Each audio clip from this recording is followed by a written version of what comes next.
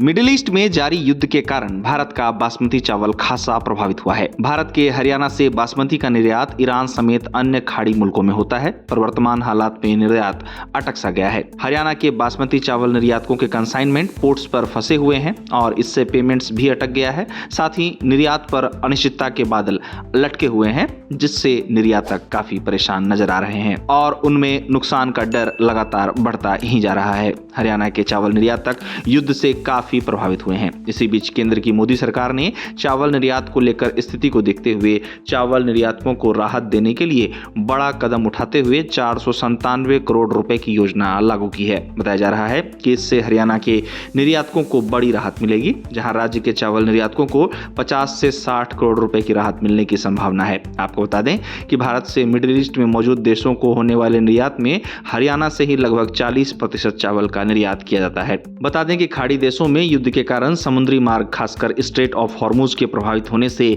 काफी ज्यादा समस्याएं हुई हैं। इससे रास्ते में ही कई शिपमेंट्स के अटकने और पेमेंट्स के फंसने की खबरें सामने आई हैं। अब सरकार द्वारा देश के चावल निर्यातकों को राहत के लिए जो योजना लाई गई है, उसके तहत विभिन्न प्रकार के शुल्कों में छूट दी जा रही है। राहत के तहत कांडला पोर्ट पर डिटेंशन शुल्क माफ कर दिया गया है। बता दें कि खाड़ी में युद्ध के कारण यहाँ बड़ी मात्रा में चावल अटका हुआ है, जहां इन चावलों को खाड़ी देशों में सप्लाई किया जाना है। इसके अलावा अन्य राहतों की बात की जाए तो जो माल विदेशी पोर्ट पर फंसा है या समुद्र में ट्रांजिट के दौरान है, उस पर लगने वाले शिपिंग लाइन के अतिरिक्त चार्ज और डैमरेज में भी राहत सरकार द्वारा दी जा रही है। इसी बीच निर्यातकों और चावल व्यापार पर नजर रखने वाले विशेषज्ञों का कहना है कि संकट की इस घड़ी में सरकार के इस कदम से चावल निर्यातकों को बड़ी राहत मिलेगी। बताया जा रहा है कि राहत योजना के तहत हरियाणा के किसानों को 60 करोड़ रुपए तक की राहत मिलने के आसार नजर आते हैं। चावल व्यापारियों ने सरकार के इस कदम की सराहना करते हुए इसे चावल उद्योग को संभालने वाला कदम बताया है। उनका कहना है कि जैसे ही खाड़ी मुल्कों में शांति होगी, फिर से हालात सामान्य हो सकता है। इसी बीच राइस एक्सपर्ट्स की माने तो मौजूदा हालात में व्यापार पूरी तरह से ठप नहीं हुआ है, लेकिन बाधित जरूर हुआ है। गौरतलब है कि इस समय मिडिल ईस्ट युद्ध की चपेट में है।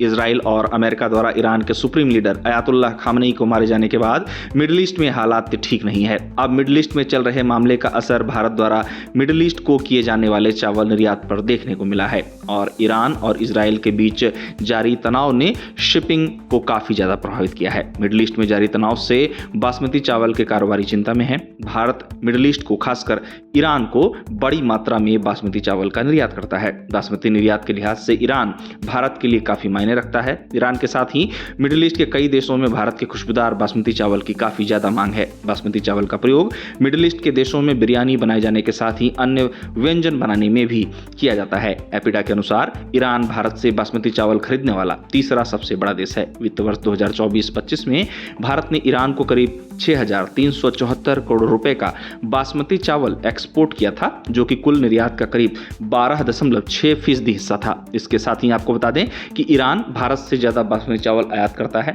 और थोड़ा बहुत अन्य चावल भी आयात ईरान द्वारा किया जाता है, जिसमें उबला हुआ चावल भी शामिल है। साथ ही भारत द्वारा मिडिल ईस्ट के अन्य देशों जैसे कि सऊदी अरब, कुवैत, ओमान तथा इराक और जॉर्डन को भी बासमती तथा नॉन बासमती चावल का निर्यात बड़ी मात्रा में होता आया है। अब वर्तमान हालात के कारण चावल निर्यात में बाधा आ रही है। माल बंदरगाह पर अटक रहे हैं, पेमेंट्स फंस रहे हैं, लेकिन अब वर्तमान हालात को देखते हुए सरकार ने भारत के चावल निर्यातकों की मदद के लिए कदम उठाए हैं, जिनमें कांडला पोर्ट पर डिटेंशन शुल्क माफ किया जाना और जो माल विदेशी पोर्ट पर फंसा है या समुद्र में ट्रांजिट के दौरान है, उस पर लगने वाले शिपिंग लाइन के अतिरिक्त चार्ज और डैमरेज में भी राहत सरकार द्वारा दी जा रही है।